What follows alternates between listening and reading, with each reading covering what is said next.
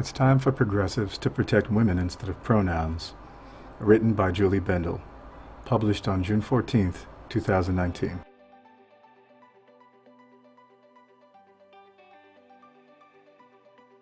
On my way out of Edinburgh University last week, where I'd just delivered a speech on how feminists should resist male violence, I was attacked by a shrieking transgender person, to cite the term used in a Scotsman headline. Had it not been for the 3 burly security guards surrounding me, I would have been punched. I usually use female pronouns to refer to trans women as a courtesy, but this is a courtesy I won't extend to someone seeking to hurt me physically. This was a man, specifically a misogynist, who had become notorious under the since-deleted Twitter handle Town Tattle. He was deeply offended that I'd been allowed to speak. That's why he wanted to hurt me, for being a woman who opened her mouth. The event at which I had appeared was called Women's Sex-Based Rights. It focused on the threat to women-only spaces and organizations posed by gender activists who seek to erase any legal distinction in regard to the treatment of male and female-bodied individuals.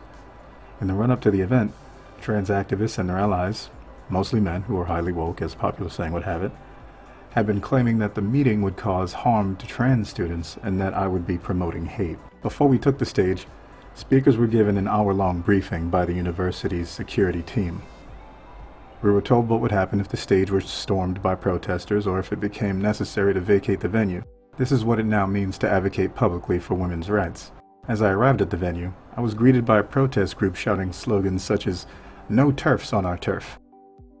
For those in the enviable position of being unaffected by the campaign against women's rights, TERF stands for Trans Exclusionary Radical Feminist, a misogynistic term of abuse that now is routinely deployed against women who do not believe that men can merely self-identify as women for purposes of, say, accessing women's locker rooms, rape crisis centers, and single-sex hospital wards. Martina Navratilova, one of the greatest sporting heroes of all time, recently had been mobbed by the anti-TERF crowd because she dared to criticize male-bodied trans women being allowed to compete alongside female athletes. There is even pressure to buy the line that trans women get periods and that they need cervical smear tests. The reason the slur TERF has become popular is that it gives misogynists a tool to abuse and punish feminists without the stigma associated with such crude epithets as bitches. They can still pretend to be progressive, and as UK-based newspaper columnist and trans ally Owen Jones puts it, on the right side of history. The term generally is applied only to women, such as me, whose progressive feminist ideals cannot be explained away as a symptom of right-wing hate or bigotry. It is telling that there is no equivalent popular acronym or neologism to describe actual haters of transsexuals, such as religious fundamentalists and homophobic bigots. One of the most hideous manifestations of this movement is the popularization of such memes as punch TERFs, which present violence towards women as a cool hipster hobby. And it has led to real misogynistic violence. In 2017, a British trans activist in his 20s violently attacked 60-year-old Maria McLaughlin as she was on her way to a feminist meeting. One of Wolf's supporters, when asked by McLaughlin if she thought it was okay that she had been punched and kicked by a man, responded, "It's not a guy. You're a piece of shit, and I'm happy they hit her." Indeed, one of the calling cards of the anti-TERF extremists is that they seem far more concerned about protecting pronouns than human bodies. Earlier that year, trans activists stormed the opening of a feminist library in Vancouver, accusing the organizers of being not only TERFs, but also SWERFs, sex worker exclusionary radical feminists, before destroying books, tearing down posters, and throwing wine on the wall. It was with all of this in mind that I had my guard up when I left last week's Edinburgh University event in the company of Professor Rosa Friedman, a human rights expert and fellow speaker. That's when I was lunged at by the hater shouting, "You're a fucking cunt. You're a fucking bitch. A fucking TERF." My attacker, Trans Tattle, already was infamous for threatening feminists in the past, yet reporters who cover such issues often tread gingerly in describing trans activists who engage in or encourage attacks against women, Sometimes they even suggest that those people have been provoked into violence. In my case, in fact, much of the coverage focused on the fact that the day before my speaking event, the school's entire LGBT plus community resigned in protest. Jonathan McBride, who was the co-chair of the university's LGBT plus staff network until the entire committee's resignation this week, said the university had not consulted with them before approving the event, read one report. McBride also complained that the university failed to give out any statement of support of its trans staff and students. In one particularly absurd salvo, McBride claimed that instead of supporting us, supporting our position, the university, chose to censor us. That's right. He is using the word censor to describe the decision to permit women to talk about feminism. In fact, activists had spent weeks trying to get the event canceled.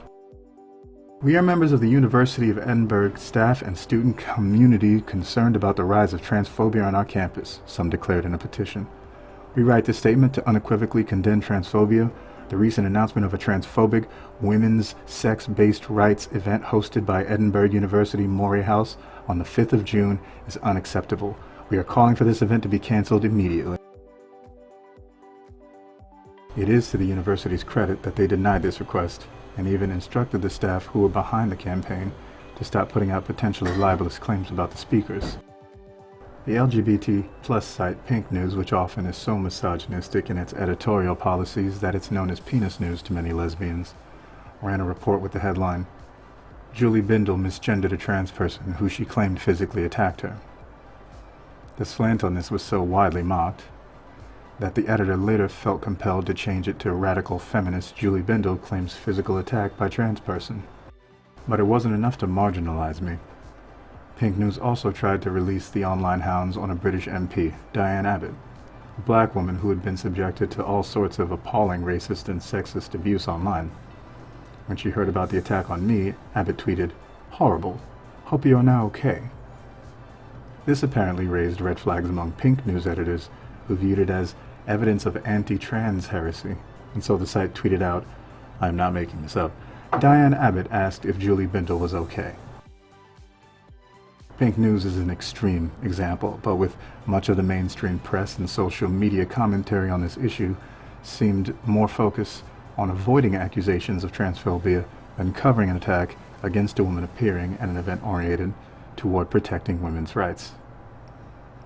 A notable exception was a fair and accurate report in The Scotsman.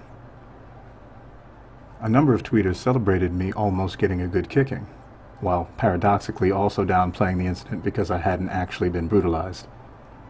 The hypocrisy here is rather rich, since anyone who questions trans orthodoxy routinely is accused of causing literal violence if they commit any one of a long and growing list of thought crimes, such as misgendering or dead naming.